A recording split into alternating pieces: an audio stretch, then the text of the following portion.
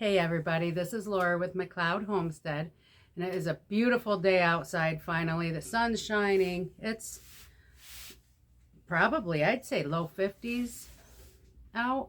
Anyways, it is gorgeous either way, and it seems so nice to be able to sit on my porch. Unfortunately for me though, I have to go back inside, and I have plans to make some homemade macaroni and cheese with that Velveeta that we made last night. So I'm going to bring you along and we're going to see how well it works in this recipe. So here I am going to finish some coffee and bring you along. For this next part, the recipe calls for 8 ounces of Velveeta cheese.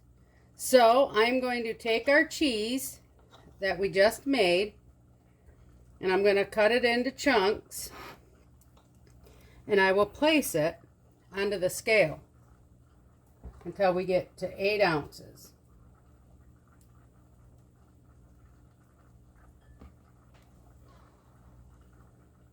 I've got the macaroni cooking on the stove.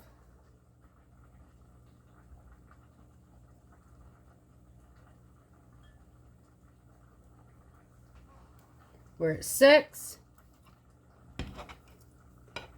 So it basically is going to take most of the small loaf.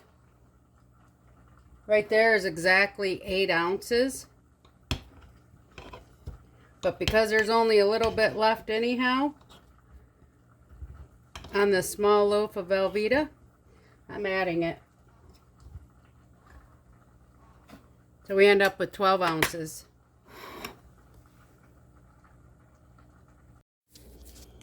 I already cooked up the macaroni. As you can see, I included the box of mac and cheese noodles that I took the 4 tablespoons of cheese powder from. So I have my big pot out. And to this, I'm going to add 3 tablespoons of butter. And what I'm going to do first is I'm going to make a roux. So I was going to cook this at 350 degrees in the oven. And then after 10 to 15 minutes, do the broiler for a few minutes. But I think instead, I'm just going to do it all in my big pan here and just do it on top of the oven.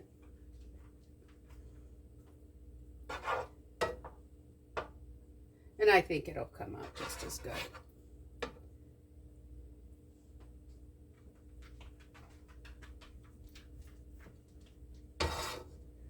So I'm just going to give that another second to melt. Now that the butter is all melted, I am going to make the roux by spreading in the flour. And this is 3 tablespoons of flour.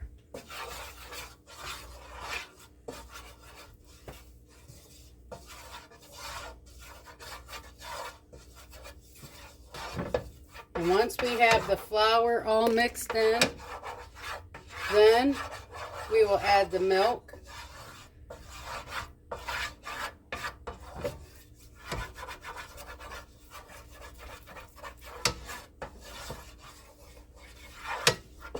It's 2.5 cups of milk, and they say if you make it on top of the stove to take a 1/2 cup of milk away. All right, I'm going to turn the heat up, and it might work a little quicker. But I want to just kind of work some of the flour balls out. Get it all heated up nice. This is where we can add the spices. I am going to add some salt, not a whole lot. I know the recipe, it's like a pinch. They recommend a 1/2 teaspoon of pepper. I'm just doing it to looks. They recommend a teaspoon of onion powder and a teaspoon of garlic powder. I know my son, he's not into all that in his mac and cheese. So we are going to leave that part out.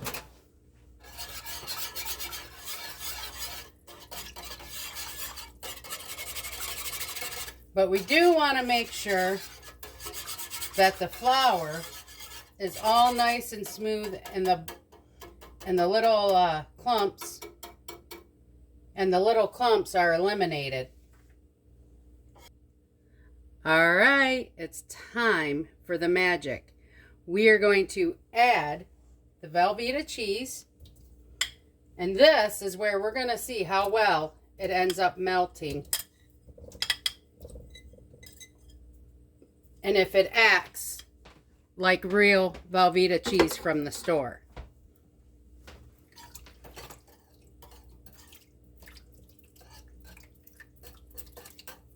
So this is going to be a minute.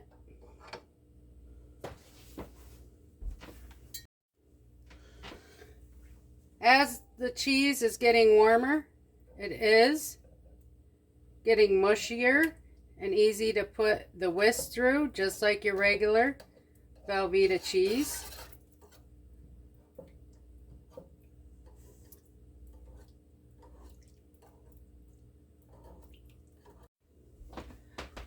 Now the reason I chose not to eliminate the half a cup of milk because of doing it on the stovetop is because, if you remember correctly, I chose to use 12 ounces of the Velveeta cheese instead of just 8.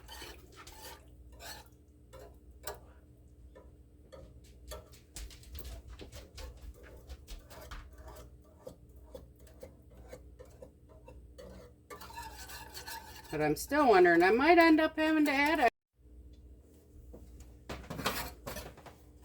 I think this is starting to look nice.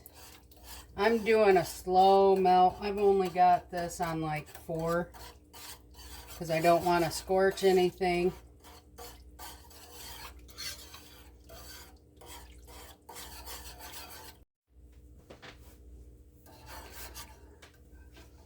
As you can see, as I'm mixing, you can see it's getting all nice and stringy.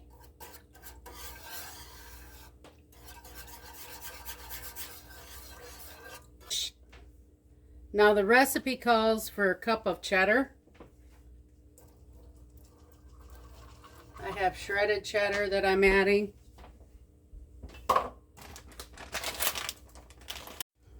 Okay, I'm just going to keep cooking this down. As you can see, it's melting pretty nice. The Velveeta did melt as it should.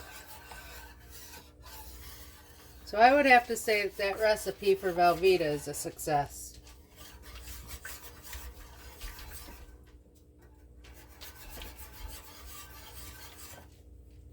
I'm just cooking this down just a little bit more, and then I'm going to add the pasta.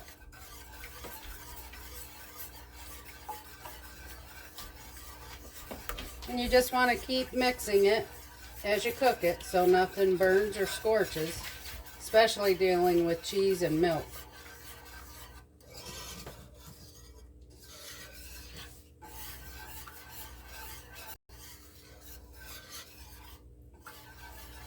As you can see, it's starting to thickening up. So I'm going to add my 3 cups of pasta to it. It's going to come out in a big clump.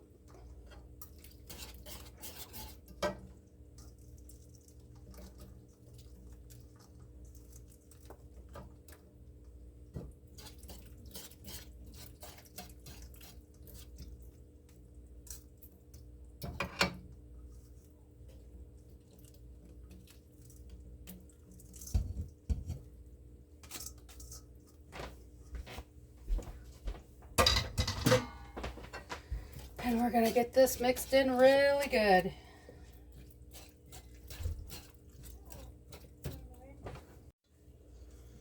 As you can see, I've added the noodles.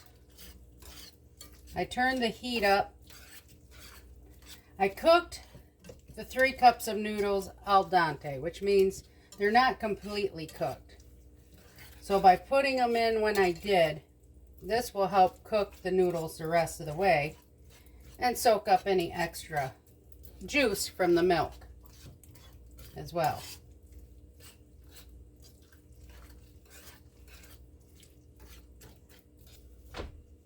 Since I like a little crunch in my mac and cheese, I've added just some regular plain panko breadcrumbs.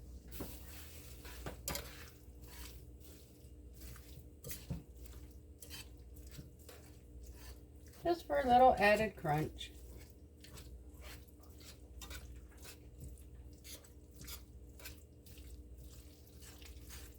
And there we have it. Homemade mac and cheese it is. Now it's going to be time to taste it. So the texture of this is perfect. That cooked up like the Velveeta cheese you would buy at the store. This tastes really good. Tastes better than any boxed mac and cheese.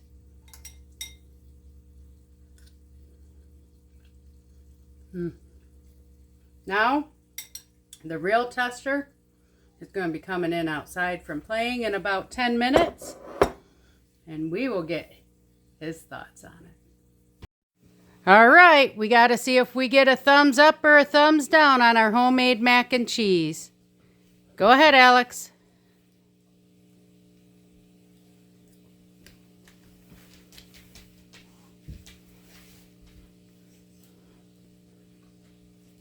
Uh-oh, where's the... He's going for seconds. That must mean it's really, really, really delicious.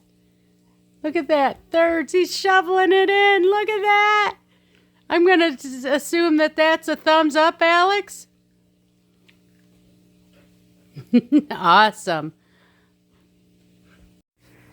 So I made the grilled cheese, and I've got grandkids here to taste test it. Everybody take a bite of your sandwich. This is made with Grandma's homemade Velveeta cheese. Delicious. That's good. That's good? You like it? Yeah. I get a thumbs up on it all. Okay. Love it. Love it. How about we try the mac and cheese now? That was made with Grandma's homemade Velveeta.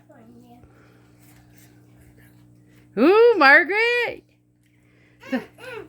Yeah, we got you yesterday.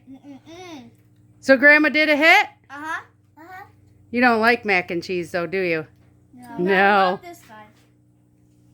I like the shape though. Okay. The cheese tastes very weird. All right, everybody. I thank you for coming along. Please like, share, and subscribe, and we will see you on the next video. Toodles.